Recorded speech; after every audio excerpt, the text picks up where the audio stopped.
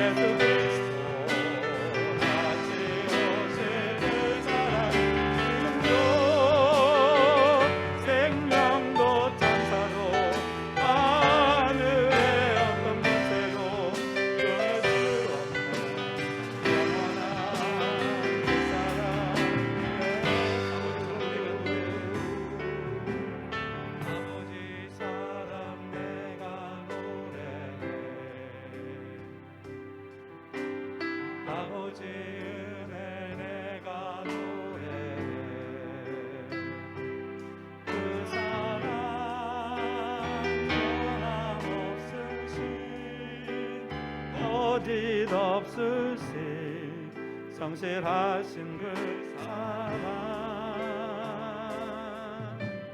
사는 갈대 꺾지 않으시는 꺼져가는 등불 끄지 않는 그 사랑 변함없으신 거짓 없으신 성실하신 그 사랑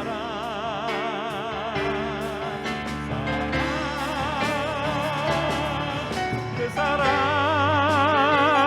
날 위해 주신 날 위해 다시 사신 예수 그리스도 다시 오실 그 사랑 죽음도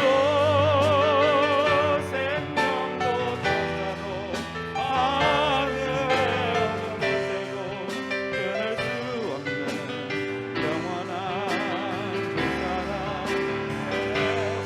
내가 노래 아버지 사랑 내가 노래 아버지 은혜 내가 노래 그 사랑 변함없으신 거짓 없으신 성실하신 그 사랑 상한 갈대 꺾지 않으시는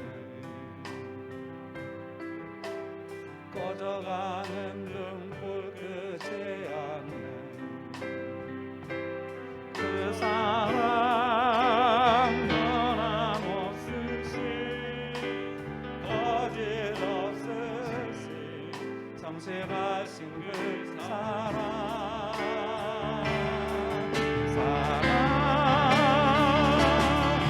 그 사랑 날 위해 주신 날 위해 다시 사신 예수 그리스도 다시 오실 그 사랑 죽음도 생명도 천사도 하늘의 어떤 곳에도 끊을 수 없는 영원한 그 사랑 날 위해 주신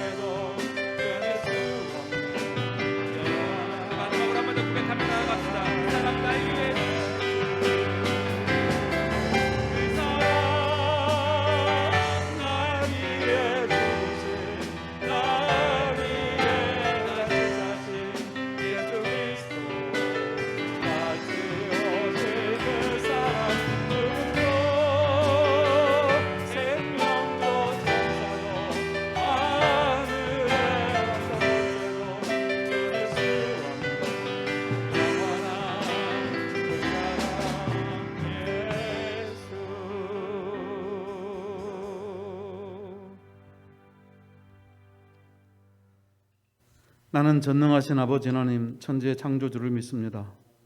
나는 그의 유일하신 아들 우리 주 예수 그리스도를 믿습니다.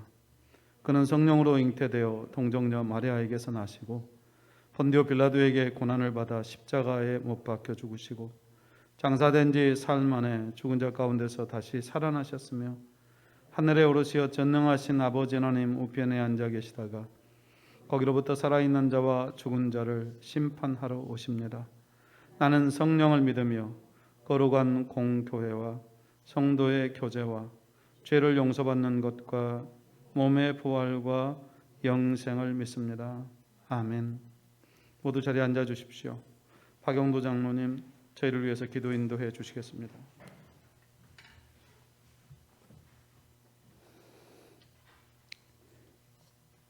살아계신 하나님 감사합니다. 코로나로 인해서 시작된 여러 가지 안 좋은 일들이 많이 일어나는 상황 속에서도 주님께서 지으신 푸른 가을 하늘을 보면서 주님의 살아계심과 신실하심을 찬양합니다.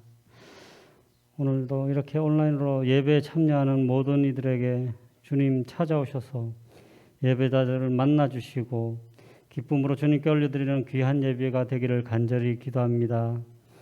이 예배를 통해서 세상을 향하던 우리의 생각과 시선이 하나님께로 돌이키는 은혜의 시간이 다 되게 하옵소서. 주님, 이렇게 비대면 예배가 계속되고 있어서 참으로 안타깝게 생각을 합니다. 정부에서는 추석 연휴가 중요한 고비라고 하고 있고 또 관계 전문가들은 찬바람이 불면은 코로나가 더 활발해질 거라고 말하고 있어서 근심이 더 깊어지고 있습니다. 주님, 주의 백성들이 어떠한 상황 속에서도 예배를 삶의 우선으로 삼고 우리의 모든 삶을 예배로 올려드리는 자들이 다 되게 하시고 힘들어하는 영혼들을 위해서 주님께 눈물로 기도하면서 주님의 마음을 나누어 주는 주님의 백성이 다 되게 하옵소서. 우리가 주님의 백성들이 먼저 두려움과 무기력에 빠지지 않게 하나님 도우시고 우리가 주님의 믿는 믿음으로 희망과 열정을 가지고 일어나는 저희 주의 백성들 다 되게 하여 주옵소서. 코로나가 끝난 후에도 우리 교회들이 참으로 믿지 않는 자들에게 구원의 희망을 전할 수 있을까 하는 걱정이 많이 됩니다. 주님, 우리 한국교회 안에 있는 분열과 다툼이 사라지고 하나님 앞에서 조용히 엎드려서 주님의 뜻을 깨닫게 하시고 참으로 세상 가운데 주님의 나라를 확장시켜 나가는 주님의 기쁨이 되는 그러한 교회들 다 되게 하여 주옵소서. 먼저 우리 교회가 성령으로 충만하게 되기를 간구합니다. 세상이 교회를 멀리하고 있고 먼저 믿는 저희들조차도 주님께 집중하지 못하는 이때 주님의 성령을 부어 주시옵소서. 주님의 영적 부흥을 참으로 경험케 하여 주시옵소서.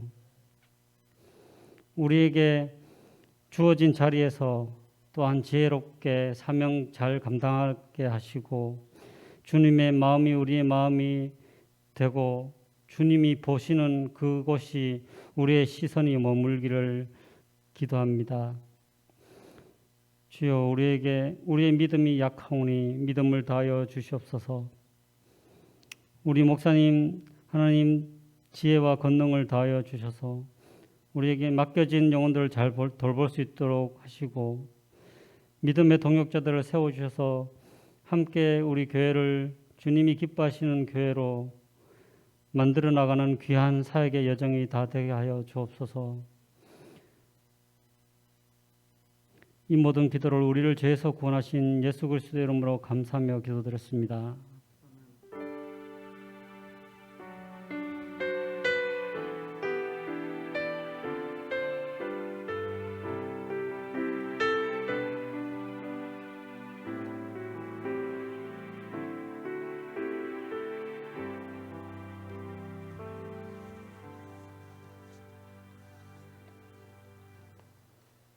다 함께 축복의 통로를 부르면서 서로를 축복하겠습니다.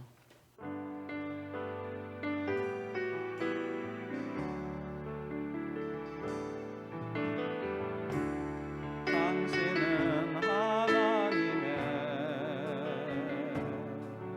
언약 안에 있는 축복의 통로, 당신을 통하여서 열방이 주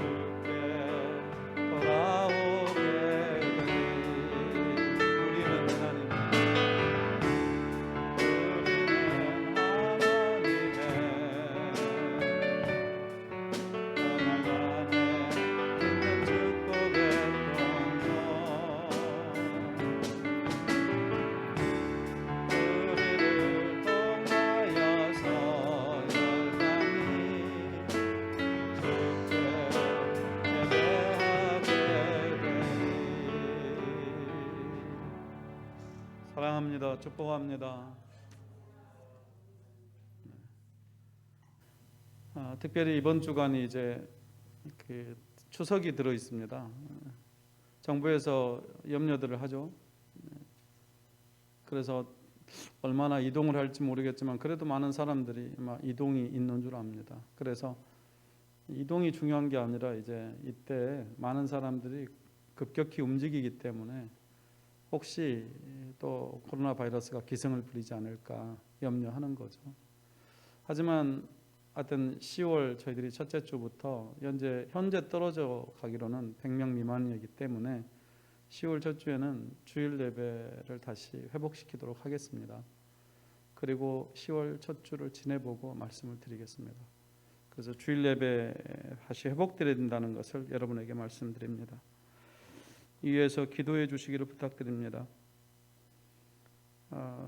10월의 추천도서는 조던 B. 피터슨이 쓴 12가지 인성의 법칙이라는 책입니다. 이분은 알버타 대학에서 공부를 하시고 또 캐나다 맥길 대학원에서 박사학위를 받았습니다.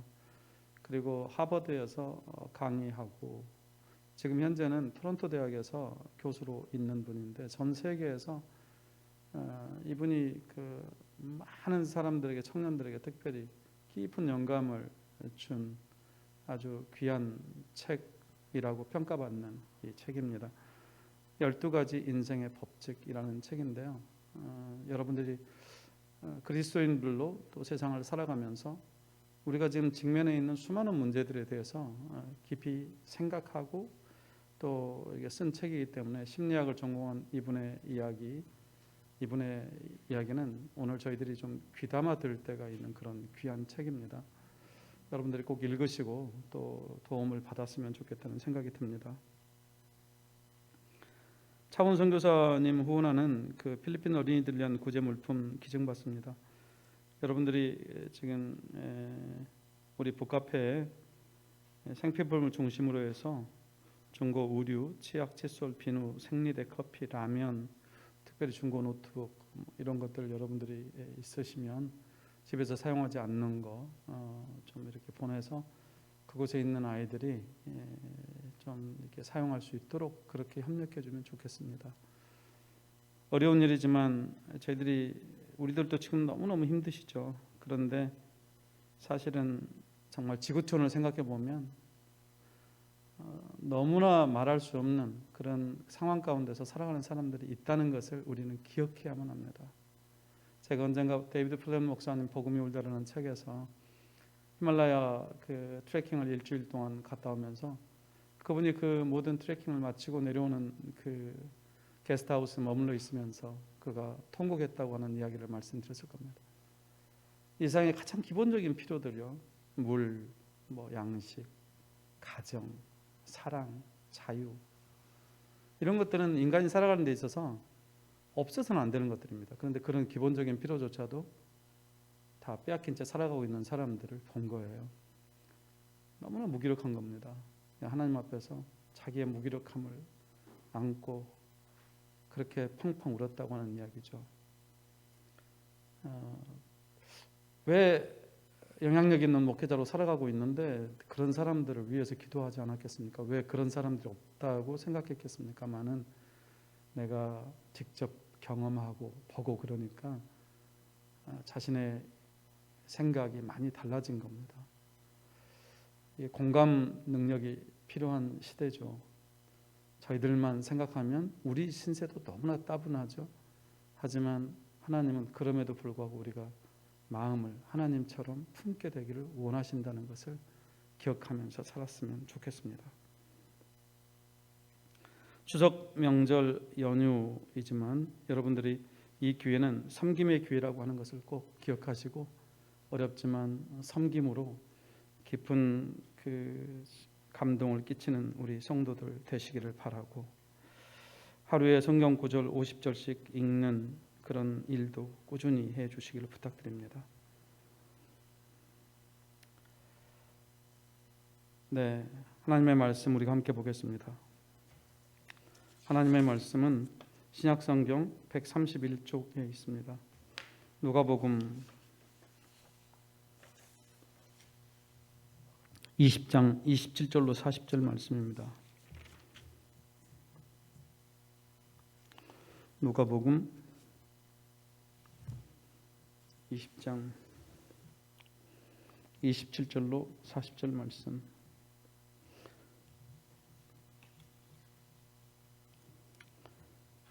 우리가 한 절씩 교독합니다. 부활이 없다고 주장하는 사두개인 중 어떤 이들이 와서 물어 이르되 선생님이여 모세가 우리에게 써 주기를 만일 어떤 사람의 형이 아내를 두고 자식이 없이 죽으면 그 동생이 그 아내를 취하여 형을 위하여 상속자를 세울지니라 하였나이다. 그런데 7형제가 있었는데 마지가 아내를 취하였다가 자식이 없이 죽고 그 둘째와 셋째가 그를 취하고 7이 다 그와 같이 자식이 없어 죽고 그 후에 여자도 죽었나이다. 7이 다 그를 아내로 취하였으니 부활 때에 그 중에 누구의 아내가 되리이까? 예수께서 이르시되 이 세상의 자녀들은 장가도 가고 시집도 가되 저 세상과 및 죽은 자 가운데서 부활함을 얻기에 합당히 여김을 받은 자들은 장가 가고 시집 가는 일이 없으며 그들은 다시 죽는 수도 없나니 이는 천사와 동등이요 부활의 자녀로서 하나님의 자녀임이라. 죽은 자가 살아난다는 것은 모세도 가시나무 떨기에 관한 글에서 주를 아브라함의 하나님이요 이삭의 하나님이요 야곱의 하나님이라 칭하였나니 하나님은 죽은 자의 하나님이 아니요 살아있는 자의 하나님이시라. 하나님에게는 모든 사람이 살았느니라 하시니 서기관 중 어떤 이들이 말하되 선생님 잘 말씀하셨나이다 하니 그들은 아무것도 감히 더 물을 수 없음이더라. 아멘. 네. 누가복음 20장에는 유대 지도자들이 예수께 질문한 3가지 질문이 기록되어 있습니다. 우리는 이미 2가지 질문을 2주에 걸쳐서 살펴보았습니다. 먼저 권위에 관한 질문이 있었습니다. 당신이 무슨 고난으로 성전에서 장사하는 사람들을 내쫓고 가르치시는가? 이 질문에 대해서 예수님께서 포도원 농부의 비유로 말씀해 주셨습니다. 2번째는 정치적인 의도를 가지고 던진 질문이 있었습니다. 황제에게 세금을 바치는 것이 옳습니까? 옳지 않습니까? 예수께서 묻는 자에게 데나리온 하나를 달라고 하십니다. 그리고 그 동전에 새겨진 형상과 글이 누구의 것인지를 묻고 황제의 것은 황제에게 돌려주고 하나님의 것은 하나님께 돌려드려라. 그렇게 말씀하십니다. 황제의 것과 하나님의 것이 있다는 거죠. 돈은 황제의 것입니다. 권력도 지위도 세상의 가치와 기준과 방식도 황제의 것입니다. 예수께서 황제의 것은 황제에게 주어버리고 하나님의 것은 하나님께 드리라고 할 때 그 강조점은 하나님의 것을 하나님께 드리라는 데 있다고 말씀드렸습니다. 우리는 모두 하나님의 형상을 지닌 존재입니다. 하나님의 말씀이 그리고 예수 그리스도를 주로 믿고 그 예수 그리스도가 우리 마음에 새겨진 사람들이 바로 저희들입니다. 이들이 하나님께 속한 사람인 거죠. 그러면 하나님의 사람이면 세상 방식과 가치와 기준이 아니라 하나님을 왕 삼고 그 나라와 의를 구하며 살아가야 한다. 그가 하나님에게 자신을 드릴 수 있다. 그렇게 말씀하셨습니다. 이스라엘 안에는 여러 종파가 있습니다. 이를테면 바리새파 사람들이 있습니다. 이들은 종교적으로 구별된 구별되었다는 말입니다. 구별된 삶을 살려고 노력했던 사람들이 율법을 지키는 일에 철저했죠. 그런가 하면 세상을 부정적으로 이해하고 로마 제국 사회에서 격리되려고 하는 경향이 아주 강하게 나타난 그런 그룹도 있습니다. 이들은 세상과 단절하고 굴에 들어가서 생활했습니다. 에세네파입니다. 세례 요한이 이 에세네파 출신으로 여겨진다고 말씀드렸죠. 젤롯 당원들도 있습니다. 이들은 로마 제국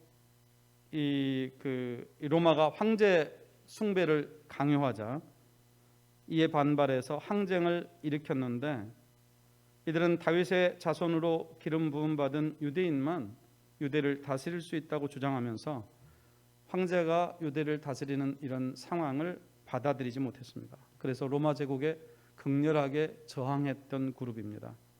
이들은 칼을 차고 다니면서 무력으로 나라를 되찾으려고 노력하고 시도했던 그런 그룹이죠. 그리고 이제 사두개파 사람들이 있습니다. 이들은 다윗 왕 시대 제사장이었던 사독의 후예들로 제사장직을 수행하면서 예수님이 활동하던 당시에 이스라엘에서 가장 기득권층이 바로 이 사두개인들이었습니다. 이들과 바리새인들이 산헤드린 그 의원의 다수를 차지하고 있었기 때문에 예수 그리스도를 십자가에 매달 때 아주 결정적인 영향을 끼쳤던 그룹이 바로 이 두 그룹인데, 특별히 사두개파 사람들입니다. 그렇지만 이들은 바리새인들과는 조금 달랐습니다. 이 사람들은 정치적으로 로마에 대단히 우호적이었습니다. 이들에게 예수는 눈의 가시와 같은 존재였던 거죠.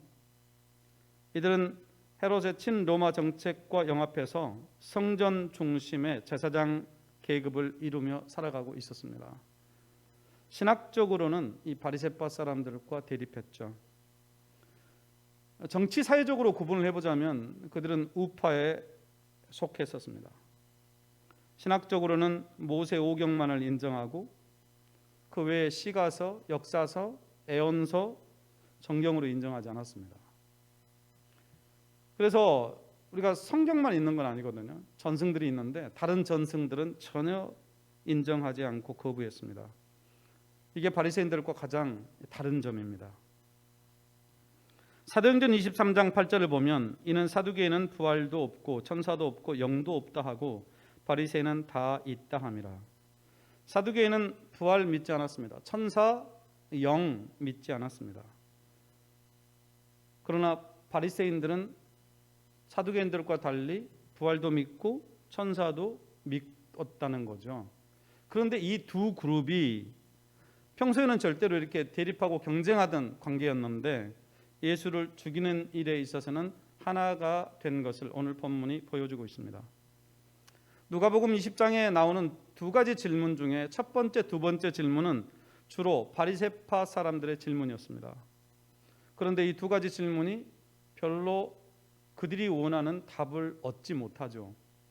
오히려 질문을 던진 사람들의 입장만 곤란하게 되었습니다. 이를 지켜보던 사두개인들이 이제 야, 니들 안 되지. 우리가 한번 질문해 볼게. 그래서 사두개인들이 던진 질문이 세 번째 질문입니다. 27절에 보면 오늘 본문 27절에 보면 부활이 없다고 주장하는 사두개파 사람 가운데 몇 사람이 다가와서 예수께 묻지요.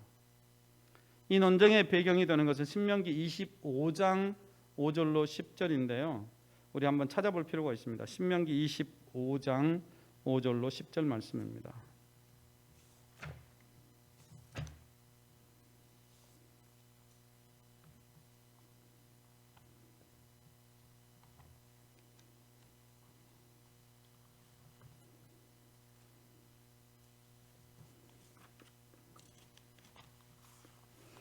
찾으셨습니까? 거기 5절로 10절을 보면 죽은 형제에 대한 의무라는 그런 소제목이 붙어있는 그 말씀인데요. 우리가 한 구절씩 한번 나누어서 함께 교독하겠습니다. 형제들이 함께 사는데 그중 하나가 죽고 아들이 없거든 그 죽은 자의 아내는 나가서 타인에게 시집가지 말 것이요 그의 남편의 형제가 그에게로 들어가서 그를 맞이하여 아내로 삼아 그의 남편의 형제된 의무를 그에게 다 행할 것이요 그 여인이 낳은 첫 아들이 그 죽은 형제의 이름을 잊게 하여 그 이름이 이스라엘 중에서 끊어지지 않게 할 것이니라. 그러나 그 사람이 만일 그 형제의 아내 맞이하기를 즐겨하지 아니하면 그 형제의 아내는 그 성문으로 장로들에게로 나아가서 말하기를 내 남편의 형제가 그의 형제의 이름을 이스라엘 중에 잊기를 싫어하여 남편의 형제된 의무를 내게 행하지 아니하나이다 할 것이요 그 성읍 장로들은 그를 불러다가 말할 것이며 그가 이미 정한 뜻대로 말하기를 내가 그 여자를 맞이하기를 즐겨하지 아니하노라 하면 그의 형제의 아내가 장로들 앞에서 그에게 나아가서 그의 발에서 신을 벗기고 그의 얼굴에 침을 뱉으며 이르기를 그의 형제의 집을 세우기를 즐겨 아니하는 자에게는 이같이 할 것이라 하고 이스라엘 중에서 그의 이름을 신벗김 받은 자의 집이라 부를 것이니라. 아멘. 이스라엘에는 죽은 형의 아내, 형수죠. 그런데 이 형이 죽을 경우, 형이 죽을 경우에 취수, 그러니까 형수를 아내로 드리는 제도가 있었습니다. 소위 말하면 형사 취수 제도인데요. 형사 취수 제도에 대한 성경적인 근거 본문이 오늘 제가 여러분과 함께 읽은 이 신명기 25장입니다. 저희가 지금 들으면 좀 이상하죠. 하지만 이러한 제도는 유대에서만 찾아볼 수 있는 건 아니고 우리나라에도 이런 전통이 있습니다. 그러니까 고구려나 부여 그 시대에도 형사 취수 제도가 있었어요. 이 제도는 먼저 남편이 죽어서 가부가 된 여인을 보호하는 그런 사회적인 보장장치와 같은 제도입니다. 어느 시대나 사실은 고대 시대로 갈수록 과부라고 하는 것은 사회적인 약자의 대명사입니다. 남편이 없으면 당장 먹고 사는 것이 문제가 발생합니다. 그러면 이 남편 집안에서, 이 본래 친정집으로 가는 게 아니라 남편 집안에서 이 홀로 된 여인을 돌보아 주어야 할 책임이 있습니다. 그래서 이 남편의 남동생들이 이제 이 형수와 결혼하도록 하게 한 것입니다. 그런데 이 제도는 남편의 동생의 입장에서 보면 좀 억울해요. 왜냐하면 형의 재산을 동생이 갖지도 못합니다. 또 자녀도 형의 대를 이어주는 것이지 자기 자손이 되게 하지 못해요. 왜냐하면 형은 이미 결혼해서 한 가문을 이루었기 때문인 것이죠. 그래서 동생은 그 가문을 세워가는 것이 아주 중요한 기능을 하는 것입니다. 그래서 어떤 남동생들은 그 책임을 회피하기도 했습니다. 자, 그럴 경우에 과부가 된 이 형수가 장로를 찾아가 가지고 장로에게 이렇게 얘기하는 겁니다. 자기 책임을 안 지려고 한다고. 그래서 그 발에서 신을 뱉기고 얼굴에 침을 뱉고 얘는 지금 하나님이 명하신 이 명령을 이행하려고 들지 않는 사람이다. 모욕을 주는 거죠. 그러면 그는 이스라엘 사회에서 신벗긴 자의 집안, 이제 결혼해도 그런 사람이 가서 결혼하면 저거는 신벗긴 자야 라고 하는 이 꼬리표가 항상 따라다녔어요. 그러니까 대단히 수치스러운 거죠. 이런 수치를 이렇게 주는 이유는 그러니까 네가 좋아하지 않아도 형수를 모시는 것은 네 책임인 거야 라고 하는 것을 그 사회에 하나님께서 명령하셨던 것이죠. 우리가 아는 대로 룻기의 보아스의 경우가 나옵니다. 형제들이 없을 경우는 어떻게 할 거냐? 그러면 이제 형제들이 아니라 가까운 친척이 물어야 합니다. 그래서 그 친척의 범위들이 정해져 있었습니다. 우리가 룻기를 보면은 보아스보다 더 가까운 책임을 지는 사람이 있었습니다. 그런데 그 사람은 자기가 그 책임을 지려고 하지 않아요. 그래서 보아스가 그 다음 번이었는데 이제 그 책임을 맡죠. 기업 물을 자가 됩니다. 그래서 이 룻과 결혼하는 거잖아요. 홀로 된 형수와 결혼해서 그 집안의 대를 이어가게 한 제도는 궁극적으로는 그리스도 예수께서 우리의 기업 물을 자가 되어서 과부의 신세와 같은 저와 여러분을 신부 삼아 주시는 것을 이 형사치수 제도가 미리 보여주고 있는 것입니다. 이 우리나라에서는 그럴지 몰라도 적어도 하나님이 이 제도를 명하시는 것은 단순히 어려운 형수만을 구제하기 위한 것은 아니고 이것이 결국 그리스도의 사건과 연결되고 있다고 하는 것이죠. 사두개인들은 이 형사치수 제도를 들고 나와서 오늘 예수와 부활 논쟁을 벌인 것입니다. 성경이라고 하는 것은 여러분 절대로 그 본래의 의도가 있어요. 그리고 그 성경이 쓰여진 맥락이 있습니다. 그런데 본래의 의도라고 다른 지금 문제를 가지고 와서 이 부활 논쟁을 벌이고 있는 것이죠. 이거는요 대단히 위험한 일인 것입니다. 성경을 해석할 수 있어요. 맥락하고 상관없이. 그런데 성경은 뭐 여러 가지로 해석이 가능하겠죠. 하지만 아주 중요한 것은 뭐냐면 성경이 말하려고 하는 바를 정확하게 이해하는 겁니다.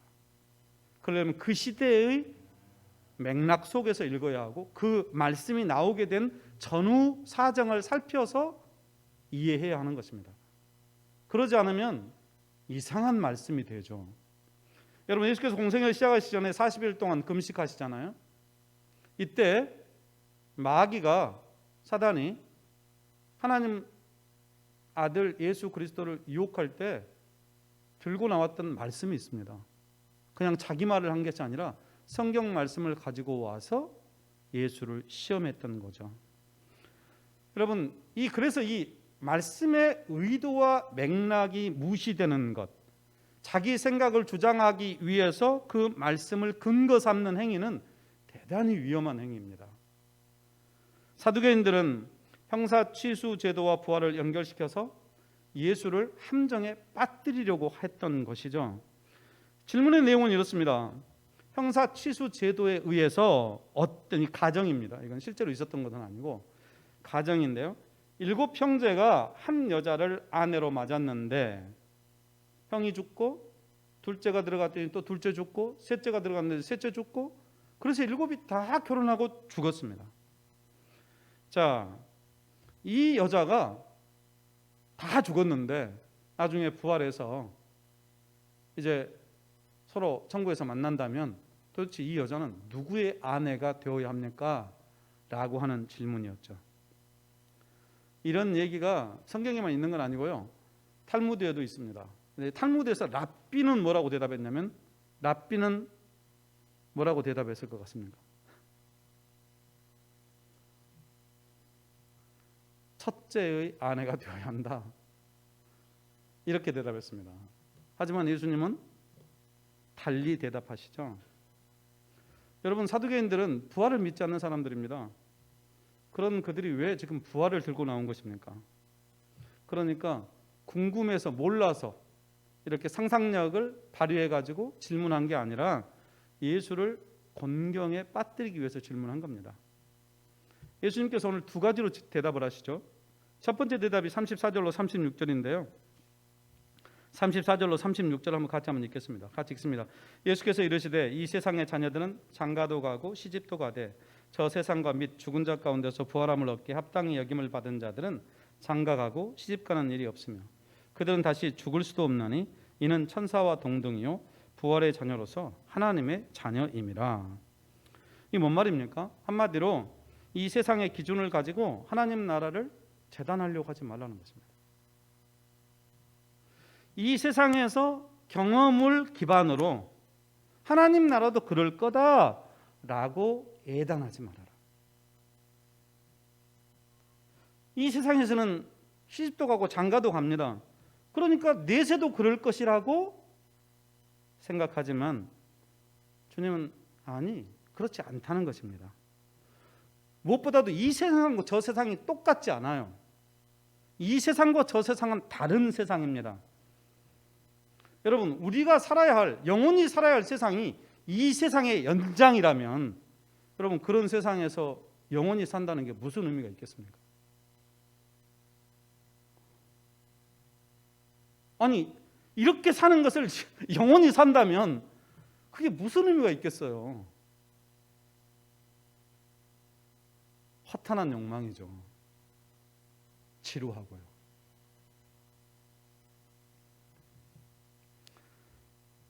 예수께서는 이 세상에서는 서로 다른 남녀가 만나 산 가정을 이루고 살겠지만 저 세상에서는 천사와 같이 죽을 일도 없고 또 장가가거나 시집가는 일도 없을 것이다.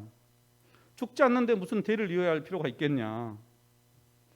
무엇보다 저 세상에서는 누구의 아내, 누구의 남편, 누구의 자녀 이런 이 땅에서의 관계로 살아가지 않는다. 그보다는 한 사람 한 사람이 하나님과 관계 속에서 하나님의 아들이요 딸로 살아가게 될 것이다. 하나님이 나의 아버지라 지금도 그렇게 고백하죠. 그렇지만 그걸 영적으로만 생각하는데 실제로 그 세상에서는 하나님을 아버지로 고백하며 살아가게 될 것이다. 물론 저희들이 이 땅에서 이 세상에서 맺었던 인연 다 알게 될 것입니다. 하지만 그 관계로 살아가는 것이 아니라 새로운 관계로 살아가게 될 것이다. 자, 영원한 생명이 있습니다. 죄가 없기 때문에 영원히 살 것입니다. 때문에 죄된 본성을 가지고 살아왔던 이 세상에서의 제도와 질서가 저 세상에서 통하지 않습니다. 여러분, 이 가정이라고 하는 것은 이 세상에서 가장 사회의 기본 그런 근간이 되는 최소 단위입니다. 그런데 저 세상에서는 그런 가정이 여러분 필요하지 않다는 겁니다. 그 세상의 기본이 되고 근간이 되는 것은 따로 있다는 거예요. 다른 질서다. 무엇보다 관계가 새로워질 것이다. 주님이 말씀하신 것입니다. 말씀드린 대로 알아본다니까요. 우리 아버지였다는 것을 알고 또 어머니였다는 것도 알아봅니다. 남편이라는 것도 알아봐요. 하지만 저 세상은 죄가 없습니다. 완벽한 세상이에요. 자, 완벽하다? 죄가 없다는 말만 아닙니다. 하나님의 다스림이 이루어진다. 하나님의 성품으로 다스리는 나라다. 그러니까 이 땅에서 어떤 것과도 비교할 수 없는 온전한 관계로 우리들이 살게 된다. 지금 주님은 그 말씀을 하신 것입니다. 예수님께서 이 서기관들의 질문에 대한 두 번째 대답을 출애굽기 3장 6절을 인용해서 말씀하십니다. 사실 창세기 22장 5절 이하를 보면 아브라함이 이제 22장에는 유명한 사건이 있지 않습니까? 모리아산에 이삭을 바치려고 하는 사건인데 하나님께서 아들을 번제로 드리라고 하는 명령을 내리시죠. 그런데 아브라함이 이 명령에 순종하기 위해서 이제 아들과 함께 모리아산으로 떠나요. 그래서 사흘길을 갔는데 이제 사흘길을 가고 난 다음에 이 짐을 지고 번제를 드리려면 불로 태워 드려야 되기 때문에 나무 장작을 지고 갔는데 장작을 친 그 노새가 있었습니다. 그는 하인들하고 노새는 이렇게 말해요. 너희가 여기서 기다려라. 내가 아이와 저리로 가서 예배를 드리고 너희에게로 함께 돌아올 터이니 그동안 너희는 나귀와 함께 여기서 기다리고 있거라. 세 번역으로 그렇게 말합니다. 자, 내가 함께 돌아올 터이니 여러분 좀 함께 돌아올 수가 없어요. 아들을 죽이러 가는데 어디서 돌아옵니까? 그런데 분명히 그는 함께 돌아올 터이니 라고 말하고 있습니다. 자, 이거를 히브리 기자 히브리서 11장 19절에서 이렇게 해석하고 있습니다. 제가 19절 말씀 제가 세 번역으로 읽어드리겠습니다. 하나님께서는 이삭을 죽은 사람들 가운데서도 되살릴 수 있다고 아브라함은 생각했던 것입니다. 그러므로 비유하자면 아브라함은 이삭을 죽은 사람들 가운데서 되받은 것입니다. 자, 아브라함이 종들에게 함께 돌아오겠다고 말하는 것은 아브라함에게 부활 신앙이 있었기 때문이라는 것입니다. 아니 안 죽이고 척할 거야 이 말이 아니라 그는 분명히 지금 죽이러 가는 겁니다. 번제 불로 태워서 죽일 지금 생각으로 올라가고 있는 거예요. 그런데 그가 함께 돌아오겠다고 말한 것은 그에게 하나님은 그를 죽은 가운데서도 다시 살려내실 것이다 라고 하는 믿음, 부활 신앙이 있었다는 것이죠. 여러분, 그 이유는 이삭이 보통 아들이 아니라 약속의 자녀였기 때문입니다. 하나님께서 이삭을 통해서 모래와 같은 민족이 나올 거라고 말씀하셨어요. 자, 궁극적으로는 그의 후손 가운데 메시아도 오셔야 합니다. 하나님은 그런 아들을 지금 죽이라고 명령하신 거예요. 이 명령은 하나님의 약속과 정면으로 충돌하죠. 아브라함은 그럼에도 하나님의 명령에 순종합니다. 그리고 이삭을 번제물로 드리기로 결단하죠. 그렇지만 하나님의 약속이 여전히 유효한 거잖아요. 그러면 하나님의 약속이 이루어지려면 나는 불태워 드려도 하나님이 그를 그 죄 가운데서라도 다시 살려내실 것이다. 죽었다가 다시 사는 게 뭐죠? 부활 아닙니까? 죽었다고 다시 사는 게 뭐 이렇게 쓰러졌다 정신 잃었다 다시 살아나는 게 아니라 완전히, 여러분 죄가 되면은 완전히 끝난 거 아닙니까? 죄 가운데서라도 다시 살려낼 것이다. 여러분 이건 뭘 말해주냐면 하나님의 약속과 하나님의 명령이 충돌할 때, 갈등을 일으킬 때 돌파구, 그에게 돌파구가 되었던 것이 뭐냐? 바로 이 부활신앙이 그에게 있었다는 것입니다. 오늘 또 부활신앙은 여러분 이 중요한 국면에서 위기를 돌파하는 그런 돌파구가 될 것입니다. 이게 우리 모두에게 필요한 신앙인 거죠. 여러분 이런 부활신앙의 확실한 예가 분명히 창세기에 기록되어 있습니다. 그런데 주님은 출애굽기 3장 6절을 근거 구절로 들어요. 자, 출애굽기 3장 6절 말씀 여러분 한번 찾아보겠습니다. 출애굽기 3장 6절 말씀.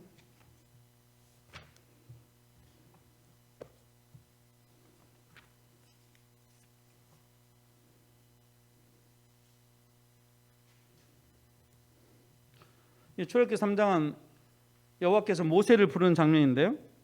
동일해요. 자, 6절에서 뭐라고 하십니까? 함께 읽겠습니다. 또 이르시되 나는 내 조상의 하나님이니 아브라함의 하나님, 이삭의 하나님, 야곱의 하나님이니라. 모세가 하나님 배웠기를 두려워하여 얼굴을 가리매. 네, 그렇습니다.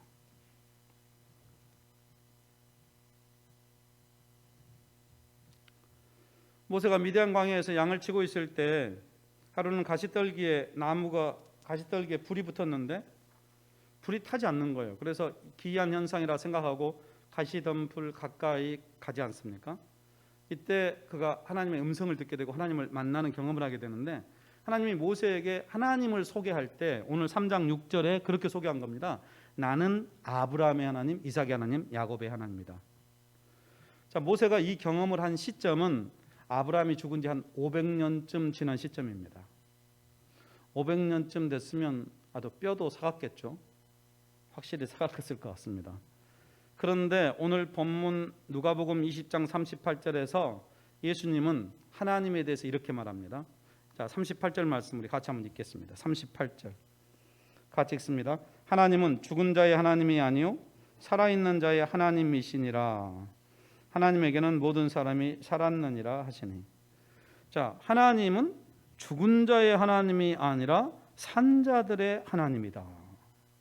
이 뭔 말입니까? 또 모든 사람은 하나님과의 관계 속에서 살고 있다는 그 말이 뭔 말이겠어요? 모세가 하나님을 만났을 때 하나님께서 아브라함이 살았다 죽었다. 네?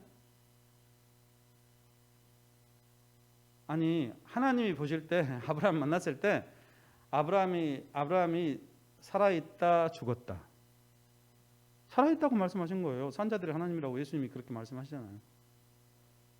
500년이나 더 된 사람을 지금 살았다고 하시는 거예요. 또요, 누구도 살아있어요. 이삭도 살고 야곱도 살아있다고 말씀하신 것입니다. 아니 어떻게 500년 전에 죽은 사람들이 살아있죠? 물론 이제 뭐 500년은 아브라함이고 또 이삭과 야곱은 조금 연차가 있지만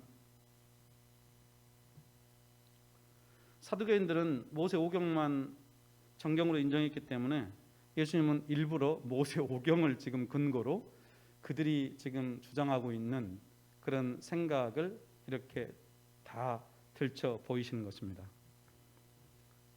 저와 여러분들도요, 하나님의 생명으로 거듭난 사람들이거든요. 영적으로 죽음이 무엇입니까? 하나님과의 관계가 끊어지는 겁니다. 그런데 그리스도 예수께서 십자가에서 죽으심으로 우리 죄가 사함받고 하나님의 관계가 회복되었죠. 자, 저와 여러분은 이미 영적으로 그런 차원에서 부활한 자들입니다. 사망에서 생명으로 옮겨졌어요.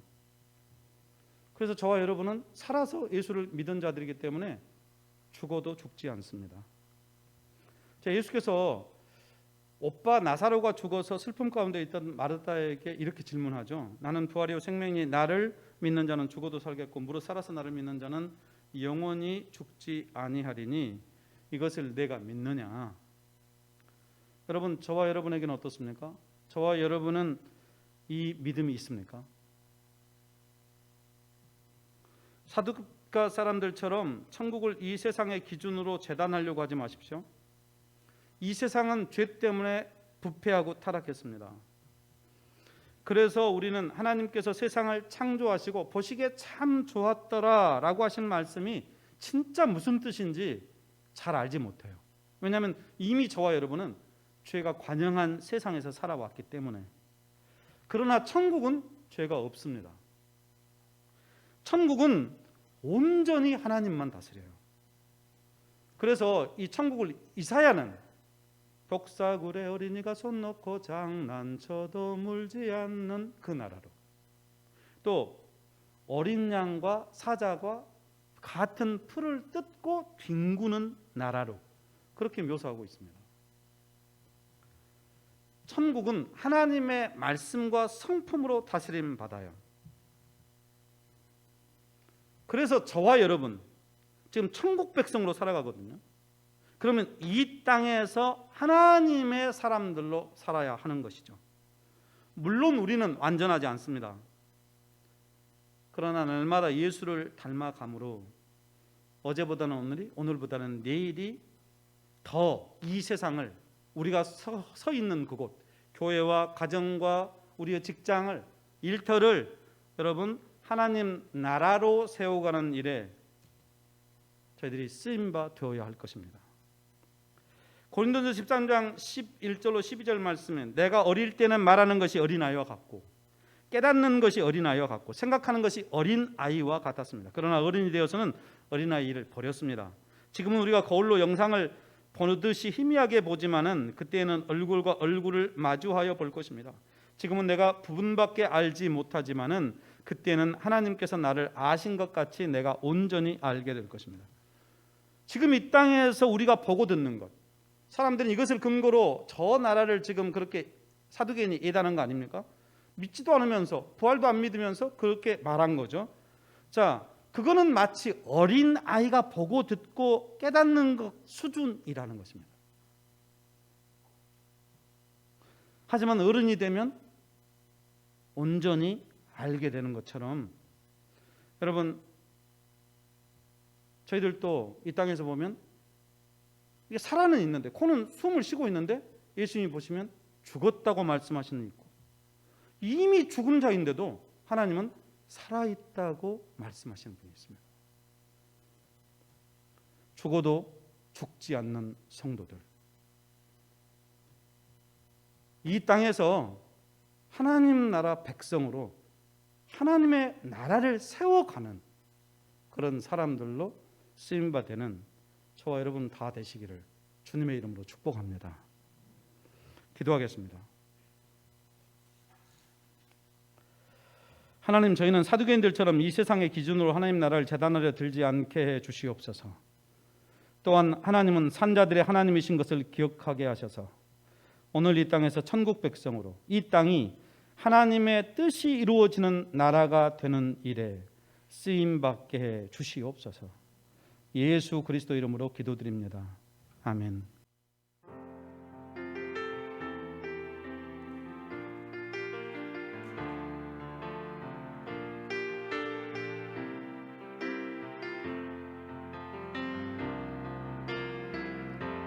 주님의 긍휼 강같이 흘러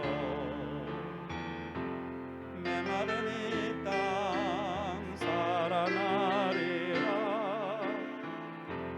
거친 광야에 꽃이 피어나는 그날 우리는 보게 되리라.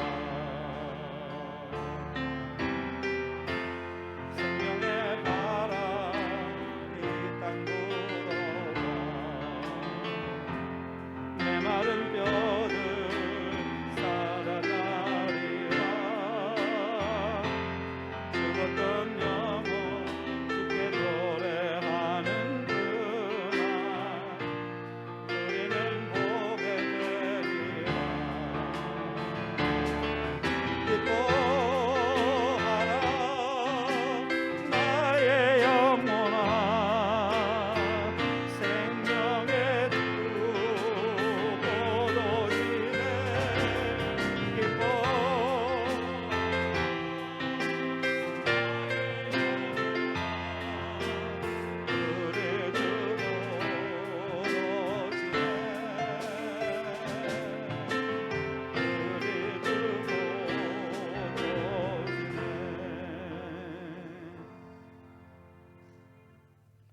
하나님, 저희로 하나님께 속한 하나님의 백성으로 하나님의 말씀에 귀 기울이고 순종하게 하시며 이 시간에도 역사 우주의 주관자이신 하나님 앞에 나와 경배와 찬양으로 예배드리게 해주시니 감사합니다.